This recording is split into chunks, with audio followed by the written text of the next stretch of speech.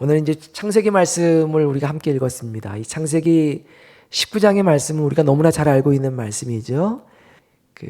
하나님의 진노를 받아 또 이제 엄청난 이제 심판 가운데 있었던 소돔과 고모라에 관한 이야기가 창세기 19장에 기록되어 있습니다.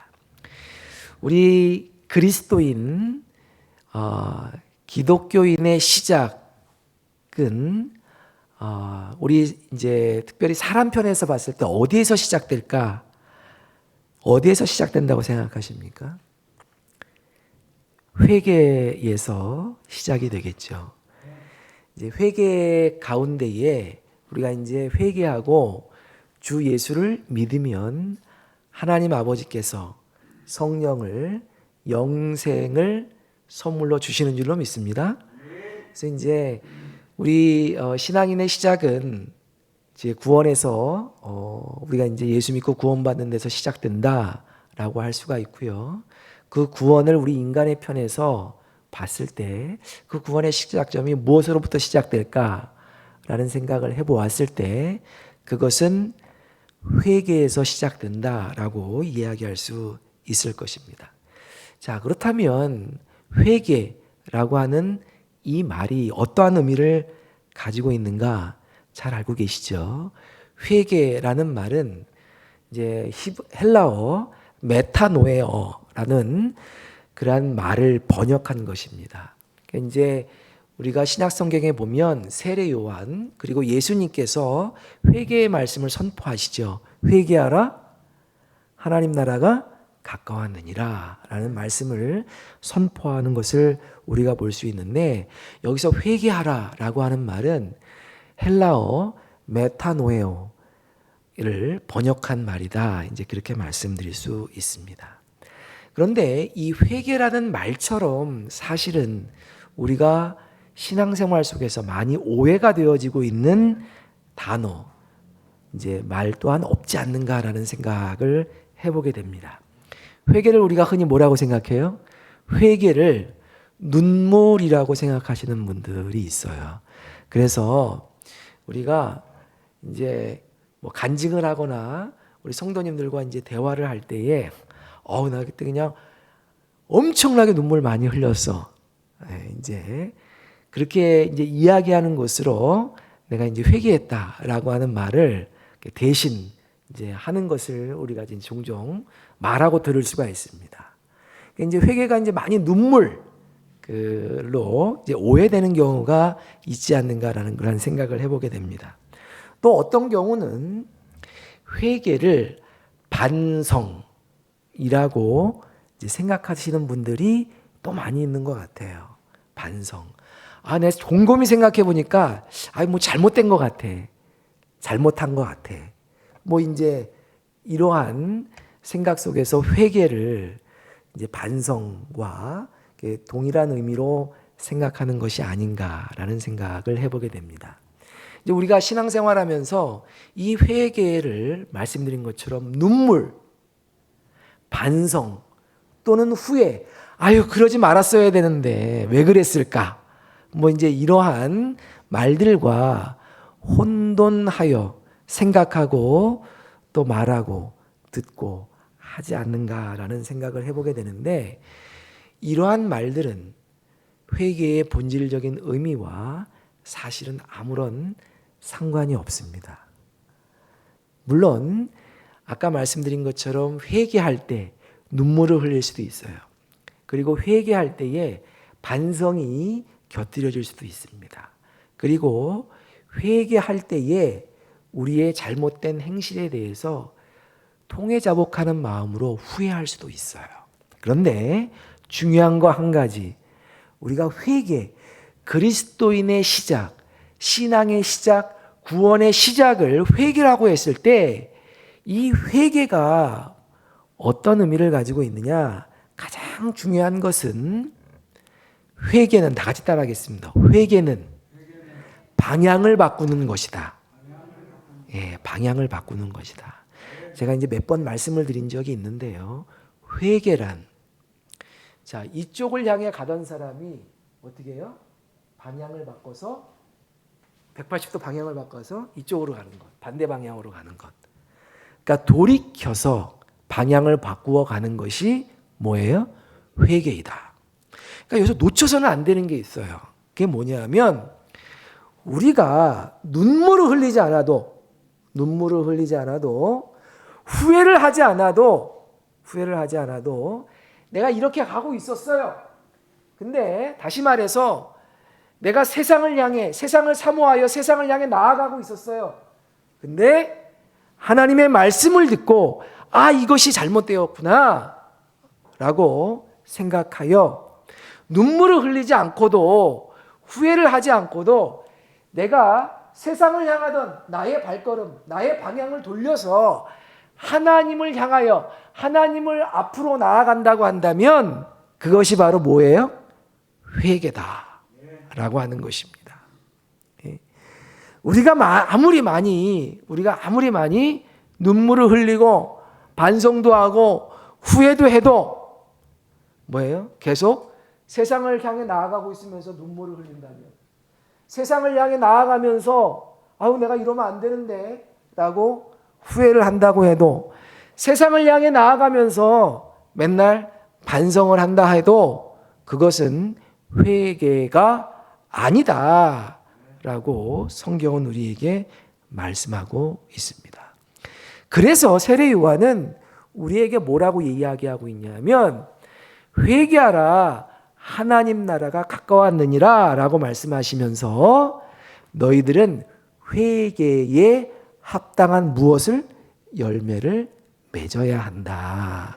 구체적으로 방향을 바꾸고 그 방향을 바꾸었다면 그에 걸맞는 삶, 다시 말해서 열매를 맺어야 된다라고 세례 요한은 우리에게 이야기했던 것입니다. 자, 오늘날 요즘 디지털 시대다, 무슨 스마트 시대다, 어쩌고저쩌고, AI 무슨 그 4차 산업혁명 시대다, 이제 이런 이야기들이 많이 이제 우리가 말하고 듣고 있잖아요. 아마 지금 이 시대를 살아나가는 데 있어서 가장 이제 그 많이 중요하다고 여겨지는 개념이 아마 속도가 아닐까라는 생각을 해보게 됩니다. 그렇죠? 빨라야 돼요. 늦으면 안 돼요. 그래서 우리가 이제 통신도 1세대, 2세대, 3세대, 지금은 이제 5세대까지 이제 왔는데, 이게 보면 세대를 거듭할수록 어떻게 해요? 속도가 엄청나게 빠르지 않습니까? 그리고 컴퓨터도 이제 점점 이 연산의 속도가 빨라지고, 그래서 그 어느 때보다도 이 문제 해결의 속도를 아주 중요하게 생각하는 그러한 시대 속에 우리가 살고 있는 것은 아닌가라는 생각을 해보게 돼요. 근데 속도보다 중요한 게 있죠. 뭐예요? 방향입니다. 믿습니까? 속도보다 중요한 게 있는데 뭐예요? 방향이에요. 내가 아무리 빨리 간다 하더라도 잘못된 길로 빨리 가면 소용이 있어요, 없어요? 아무 소용이 없다. 오히려 우리가 애초에 목적했던데 거기서 어떻게 해요? 점점 속도가 빠를수록 더 멀리 갈 수밖에, 멀어질 수밖에 없는 것이다. 그래서 여러분, 속도보다 중요한 게 방향이에요. 그래서 우리가 얼마나 빨리 남들보다, 우리들은 어렸을 때부터 그렇게 잠깐만 교육받잖아요. 예? 남들보다 빨리 가야 돼. 남들보다 더 멀리 가야 돼. 남들보다 더 높이 가야 돼. 속도를 자꾸만 어렸을 때부터 이제 강조하면서 거기에 익숙한 삶을 살아가고 있는데, 속도보다 중요한 것이 방향인 줄로 믿습니다. 그래서 우리는 하나님께 방향을 두고 하나님 앞으로 늦더라도 느리더라도 한 걸음 한 걸음 나아가는 삶이 중요하다. 여러분, 열심은 있는데 방향이 없는 게 뭐예요? 열심은 있어요. 근데 방향이 없어요. 이게 뭐예요? 방황입니다. 방황. 그래서 방황은 50대에도 할 수 있고 60대에도 할 수 있어요. 예, 우리는 그래요. 10대들의 뭐 이제 방황 뭐 이제 그런 얘기 하잖아요. 방황은 어린 사람들, 인생의 검이 별로 없는 사람들이 방황하는 거다. 예? 청춘이라는 것이다. 그렇게 생각하는데 안 그래요. 예, 안 그래요. 나이가 40이 되어도 50이 되어도 60이 되어도 향방 없이 사는 사람들이 있어요. 예? 향방 없이. 막 열심히는 사는데 방향이 없어. 막 이리로 갔다 저리로 갔다. 하루 종일 정신없이 향방 없이 산다. 열심히는 사는데 뭐예요? 방향이 없기 때문에 그것은 방황하는 삶이다라고 하는 것입니다. 사랑하는 성도 여러분, 방황하는 삶이 아니라 방향을 주님께 두고 주님께 나아가는 신앙이 되시길 주님의 이름으로 축원합니다. 자, 말씀드린 대로 방향이 참 중요한데요. 우리가 성경을 읽어보면 우리 그리스도인의 삶의 방향이 어떠해야 되는가 성경은 아주 반복적으로 끊임없이 우리에게 말씀하고 있어요. 근데 저는 이렇게 한번 정리해 보고 싶습니다. 자, 이스라엘 백성들이 400년 동안 애굽에서 종노릇을 했죠. 애굽의 노릇을 하면서 굉장히 힘든 삶을 살았어요. 근데 하나님의 은혜로 애굽에서 탈출을 하게 됩니다. 노예의 삶에서 해방이 되게 된 것이죠. 그래서 이제 이것을 기록한 이제 성경이 뭐예요? 출애굽이죠. 출애굽기죠. 그래서 저는 늘 이렇게 말씀을 드려요. 우리의 삶의 자세는 출애굽적이어야 한다. 그래서 이스라엘 백성들이 애굽을 탈출해서 애굽에서 나와서 어디로 가야 했습니까? 가나안으로 가야만 했죠. 그래서 우리들의 삶의 자세 그리고 삶의 방향은 출애굽적이어야 하고 가나안적이어야만 하는 것입니다. 다시 말해서 애굽은 우리가 과거에 예수 믿기 전에 내가 마귀의 종노릇하던 삶을 애굽이 비유한다 그렇게 이야기할 수가 있죠. 출애굽한다는 것은 어떤 의미를 가지고 있습니까? 출애굽한다는 것은 내가 예수 그리스도의 은혜로 말미암아 내가 더 이상 마귀의 자녀가 아니라 뭐예요? 하나님의 자녀로 거듭나서 자, 가나안을 향해 간다는 건 뭐예요? 천국을 향해 나아가는 하나님 나라를 향해 나아가는 그런 그리스도인의 삶을 살아가는 것을 이제 의미한다라고 할 수 있죠. 그래서 이제 우리의 삶은 구원받은 하나님의 백성이기에 출애굽적이어야 해요. 그리고 가나안을 바라보는 그러한 가나안적인 삶이 되어야 되는 것입니다. 근데 이렇게 많은 성도님들 보면 출애굽적인 삶이 아니라 향애굽적 삶을 살아가는 분들이 많아요. 내가 이제 구원을 받았어요.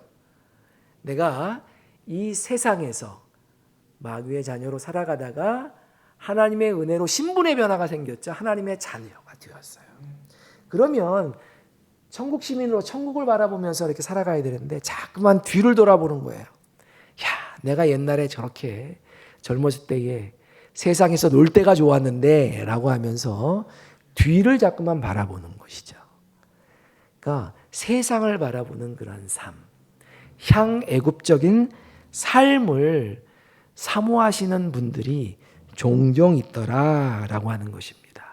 사랑하는 성도 여러분, 우리는 회개하여 구원받고 하나님의 자녀가 된 사람들인 줄 믿습니다. 그러므로 우리의 시선은 애굽이 아니라 가나안을 바라보는 사람이 되어야 돼요. 그리고 나 돌아갈래 하고 애굽으로 돌아가는 세상으로 돌아가려고 하는 우리의 발걸음이 아니라 가나안 향, 본향을 향해 천국을 향해 한 걸음 한 걸음 나아가는 그래서 그리스도의 장성한 분량까지 성장해가는 성숙해가는 삶이 되어야 한다라고 하는 것입니다.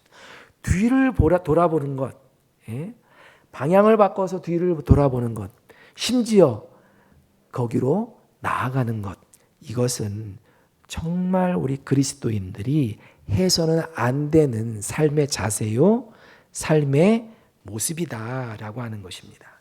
자, 오늘 본문 짧게 읽었는데요. 여기 보면 롯의 아내가 나오는 것을 볼 수가 있습니다. 자, 소돔과 고모라는 어떤 땅이었어요? 하나님 보시기에 심판하지 않으면 안 되는 죄악이 참으로 가득 찬 그러한 곳이었어요. 그럼에도 불구하고 롯의 가족들은 그곳에 물들어 오랫동안 살아감으로 그것이 정말 문제인지 잘 느끼지 못하며 살아갔던 것 같아요. 자, 어찌 돼서 하나님의 은혜로 롯의 가족이 탈출을 하게 됩니다. 자, 탈출을 하게 돼요.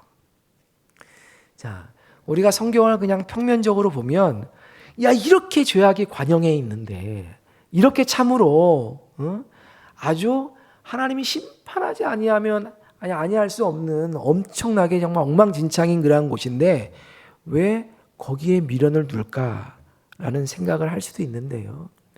자, 롯은 앞으로 나아가다가 소돔과 고모라를 등지고 나아가다가 자, 어떻게 합니까? 우리 다시 한번 읽어볼까요? 출애굽기 19장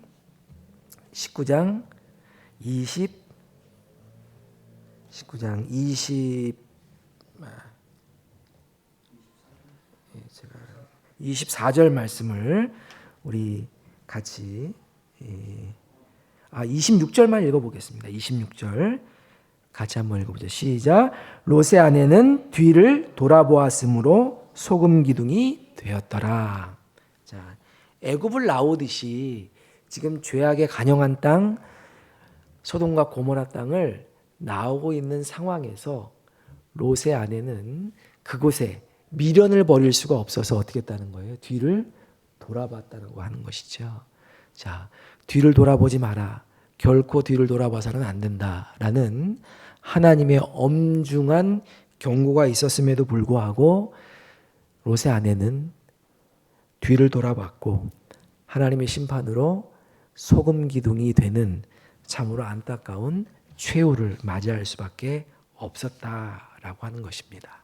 자, 그러면 과연 내가 이 상황에 있었다고 한다면 나는 어땠을까라는 생각을 우리 함께 해보았으면 좋겠습니다.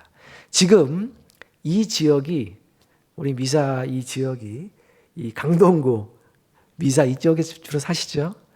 하나님의 심판을 받아서 하나님께서 탈출하라고 말씀을 하세요. 여기 떠나야 된다. 본토 친척 아비집을 떠나야 된다. 그렇게 이제 말씀을 하신다고 가정했을 때, 자, 우리는 뒤를 안 돌아볼 수 있을까요? 아마도 내가 그동안 뼈 빠지게 고생해서 장만한 집이 있기에, 그리고 재물이 있고, 또 나의 삶의 터전이 있기에, 또 친하게 지내던 함께 살아온 이웃과 가족이 있기에 아마도 그곳이 걱정이 되어서 내가 여태까지 해왔던 쌓아왔던 모든 것이 어느 한순간 다 무너져 버리고 이럴 수도 있다라고 하는 생각 때문에, 미련 때문에 아마도 돌아보지 않을 수 없지 않을까라는 그러한 생각을 해보게 되는 것입니다. 어떠신가요? 우리 미사 목민교회 우리 성도님들은 다 신앙이 아주 훌륭하셔서 뒤를 돌아보지 않고 나는 앞만 보러 오로지 바라보고 갈 수 있어 라고 말씀하실 수 있을까요? 예. 자, 하나님께서 크게 축복하실 줄 믿습니다. 네. 사랑하는 성도 여러분, 근데 참된 신앙인의 자세는 뒤를 바라보는 삶이 아니라, 뒤를 바라보는 사람이 아니라 앞을 바라보는 삶이 되어야 하는 줄로 믿습니다. 출애굽적인 삶이 되어야 한다. 향애굽적인 삶이 아니라 출애굽적인 삶, 가나안을 바라보는 삶, 하나님 나라를 바라보는 삶이 되어야 된다. 만약에 우리의 삶이 롯의 아내처럼 내가 가지고 있는 모든 것에 대한 미련으로 가득 차서 뒤를 돌아다 본다면 그것은 하나님께서 기뻐하시는 삶, 열매 맺는 삶이 될 수 없음을 우리가 깊이 생각하고 어떠한 상황 가운데에서도 천국을 바라보며 천국 시민의 삶을 살아가시는 우리 미사 목민교회의 성도님들 되시길 주님의 이름으로 축원합니다. 기도하겠습니다.